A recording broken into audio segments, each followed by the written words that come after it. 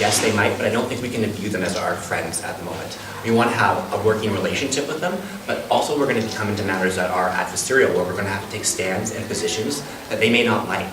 And to have, looking at them as future colleagues where you might be getting a job or working with them, I think that's problematic. Since that comment was directly responded at Nikita, I will give you 30 seconds if you would like to respond to that. Just to respond to that, I don't think my colleague here really understood what I was saying, as I never referred to the university administration as our colleagues or as our friends. However, as our colleagues or as our friends. However, they are definitely the people that we have to work with. And yeah, I do believe that it's better to work with someone than against someone, because that's what usually brings results. Okay. Sorry, no, that was just the rebuttal part there. We also have, because I have, I think, 6 other people lined up. And so, just a quick question, Aaron and Brad, do you have just a response for one specific candidate? No, I've got one for all.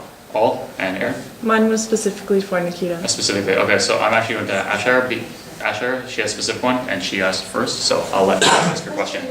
Is for Jeff. So you said that only $4,000 goes towards communication. That's what I saw in the line item. So how much do you plan on spending, and where do you plan on getting that money from? Well, I think that communication is one of the most important, point of information. No, sir. Can we get a point of information? There is a full-time communication staff member as well. So that's like another 40,000. Oh, yes, there is. Does that. Well, I'm just seeing how I see it. And I know that as a graduate student, I haven't seen anything from the GSU. And I see $4,000 in the budget, and I see that as a problem. If we want to have outreach to our members, have our members know what's going on, having them signing petitions, lobbying the government for a better deal for students, essentially, we have to get our message out, because if we don't get our message out, it's basically in vain what we're doing.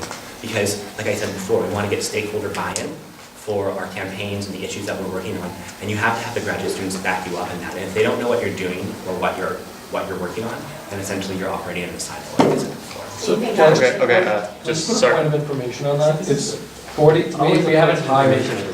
Sorry, I'm sorry. We haven't hired the person, so we do have somebody who's being hired. Sorry, Jason, I'm gonna have to cut you off there. Actually, I think, Anne, do you want to, since you're current finance? Jason pretty much clarified it. We do have a full-time position for communications that's currently not filled right now. We're in the process of hiring, so it's not just a $4,000 line item. That's more for flyering and such.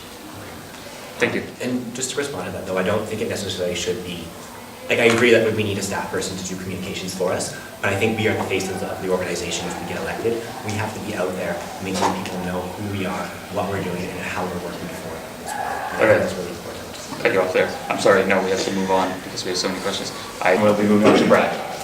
All right, folks. In my, as I said earlier, I do history of education stuff, and specifically, I do history of higher ed.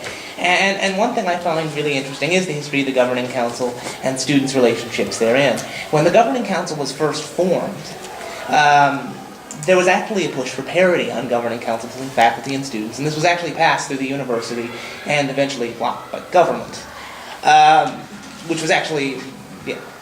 But so the student relationship with the governing council as a body throughout its history has been very tumultuous. Students have been, in sometimes adversarial relationships based on how these very early formations of the governing council was formed.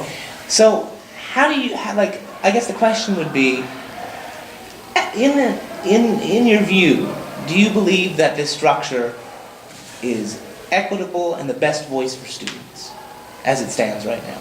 And I'm going to let Jeff speak first on it. Well, what I'll say to that is, does the GSU currently meet with the students that sit on governing council?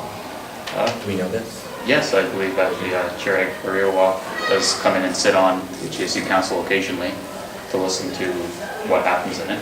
Okay. That's just one guy. Right? That's just one thing. The other grad governor. And the other grad governing council. Who was it this year? Morgan Denny. Morgan also does sit on GSU council. They are not voting members, but they do come in and listen. So what I'll say to that is, I think I said before, it's all about communication and making sure that graduate students are all on the same page. I would like to see them meeting with us once a week if possible, have more outreach with them doing that. Also, when it comes to the structure, I'm not 100% familiar with it to the same degree that I might not be, but I think that's a good thing because I want to get involved, I want to learn more. I'm a new face that's come down to the GSU, so that would be a technical issue that I want to learn more about, and if it is broken, I want to fix it. And Walter, I'll let you speak next. Okay, the structure that you're referring to in the question was the GSU Council itself, correct? Just before I... Governing council. Governing Council. Kind of changes the answer itself. As I pointed out in one of my earlier statements, I have seen the relationship between students and Governing Council go up and down, be good and be bad.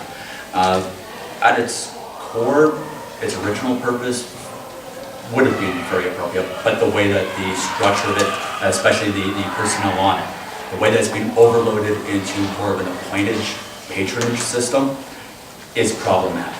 Now again, this is obviously not something that can be changed in a single year, but pressure, I think, can be brought and awareness can be brought to the students, both pressure towards Governing Council and awareness to the students of exactly how this structure is working and its nature as pretty much a patronage system that essentially removes our ability to have an equitable voice. And Saber? So I'm still fuzzy on the question. What exactly are you? Well, I just gave a bit of the background on the early history of the Governing Council. I said, did you feel based on students over time, how we've interacted with the Governing Council as a body and how it's made up, and that it's a fair and equitable voice for students? Fair and equitable. I guess the path is there, but I don't think students care that much. So I really don't know how much I can go into that. Personally, I think it's fair. Yes, it's equitable, but a lot of students aren't that much interested into it. So I mean, it depends on how active the students are. Our job, maybe we can do better communication to make them aware, make them more. But there's certain amount of things we can't do. I mean, I hear Jeff saying that we want to increase the budget, but we had a budget deficit. I think when you have a deficit, you try to actually cut something. Well, I think just so. I think we can increase communication, yes, but again, within context of a balanced budget. Okay. Claire? Well, as I said before, I am a fresh face, and I am bringing to my position the fact that I do support balanced views, not just one particular slant or another. And from my senses from the Governing Council, the two people that I do know from there, is that it has a better mix of those views in recent years than it has had previously. I mean, someone can correct me on that if I'm wrong, but in terms of responding to Walter's comment that it is a patronage institution, I mean, I would hope with any institution, people get there based on their merits. I would hope that we are elected based on our merits, based on what we stand by, what we believe in, and that they reflect the students we represent. So yes, I would definitely cultivate a good relationship with the Governing Council as it now stands and whoever's taking over next year as well. And Nikita?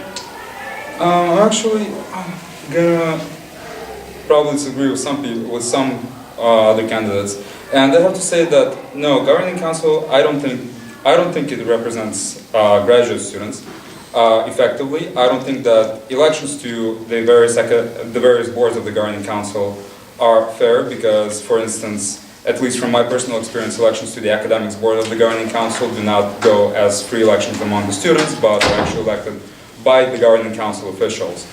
Also, I think graduate students are underrepresented at the Governing Council because at the Governing Council, out of the 15,000 graduate students, we have 2 representatives. At the same time, I don't think that taking offensive actions against that is the best way of going about it. And from my personal experience as the academics commissioner for this year, I was also a member of the Graduate Education Council. And since for next year there's going to be 2 academics commissioners, we had to actually do something about getting an extra seat at the Graduate Education Council. From what I think is our good working relationship with Dean of the SGS, Brian Corman, we asked for an extra seat, and unofficially we filed an official request for that. But unofficially, Dean Corman was acceptable for giving us another seat at that body. So I think that working with the people would actually eventually get us further into better and more fair representation of our interests at the top governing body of the university. Okay, unfortunately, we're really tight on time, so we're gonna have to move to the other section of their portfolio, which is finance. As I'm sure we'd still love to discuss the university governance. Finance is also an important aspect of this portfolio. And so, do we have any questions from the audience related to finance, related to finances?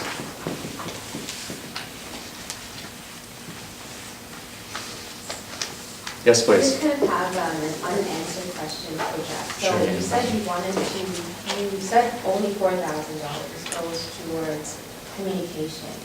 So I'm thinking you want to spend more money. And my question was, where exactly do you want to get that money from?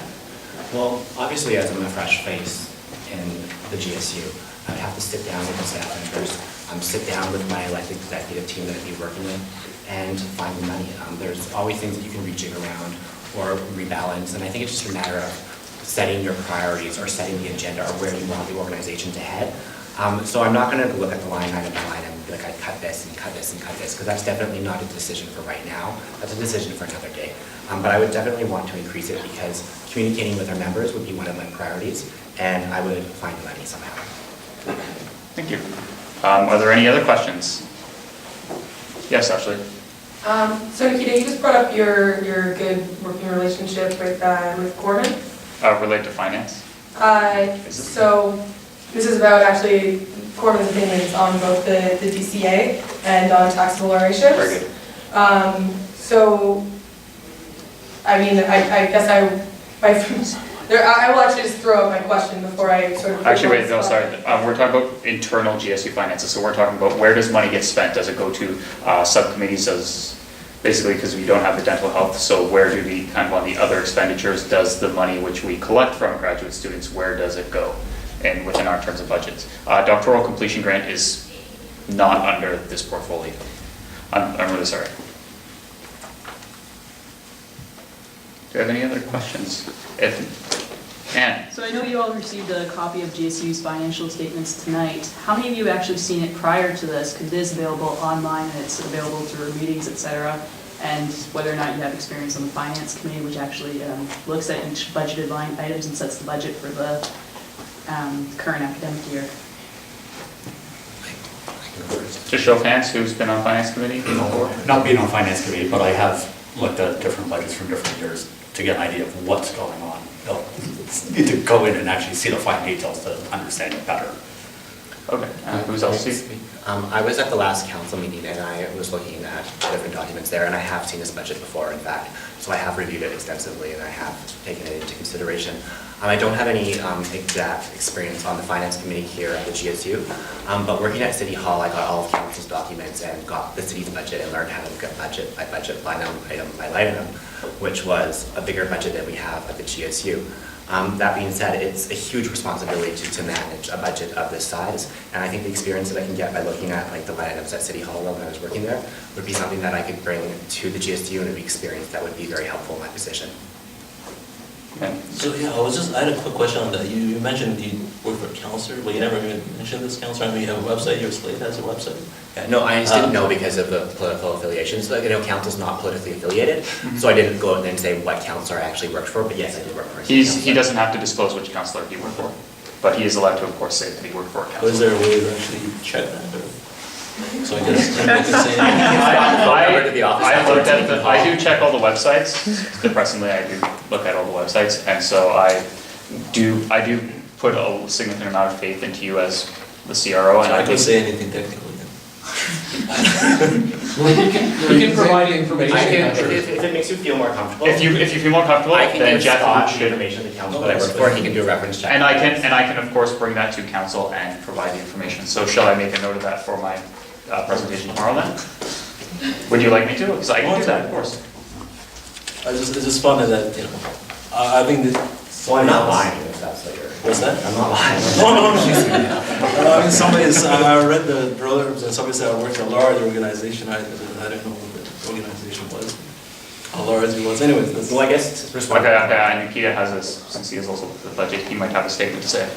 Yeah, so in terms of that, I would like to say that actually, since I'm running for my third term as a GSU exec, my first term was actually as a Finance and Services Commissioner. And during that time, I actually chaired the Finance Committee of the GSU, and I was also a member of the Finance Committee of Hart House. So I have some experience with finances, especially GSU finances. And as a matter of fact, since partially as luck, partially as skilled finance management, I have to say that from the previous budget from 2010-2011, which was the year when I was the finance commissioner, initially we were projected at being at a deficit of $35,000, and we've ended up with a surplus of $7,500. So I have some experience with running the finances of the organization. I think that actually happened because people didn't pick up their head grant checks. Partially as luck, partially. That's how it happened. Daniel has a question, and that'll be the final one. I was just going to clarify that that's because we've been short-staffed by half all year, so that's why the balance. Partially as luck. Am I allowed to ask questions if I had opponents about? No. You were up there debating. And do we have any final questions? None? Okay. Please help me congratulate Steve.